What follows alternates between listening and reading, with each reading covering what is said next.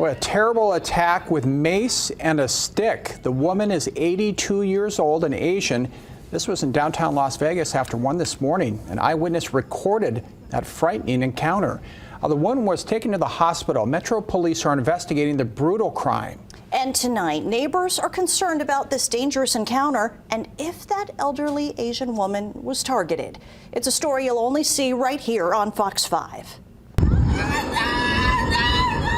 You're hearing the woman screaming. People from balconies off Fremont and 9th Street in downtown are yelling, "Stop."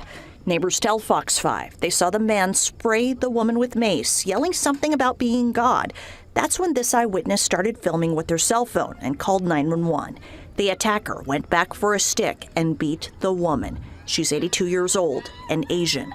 The neighbor called 911 and rushed to her side and then heard a helicopter overhead. The witness says, "We saw the victim was sitting on the sidewalk and multiple cop cars were there assisting her. She had visible bruising. The woman lives in the area and was walking down the street for a snack for her and her husband." Concerned neighbors reached out to Fox 5. There are more people who are homeless in the area, and at least one tells us they don't leave at night anymore. They're worried the attacker could come back and harm them, but do believe the elderly woman was targeted.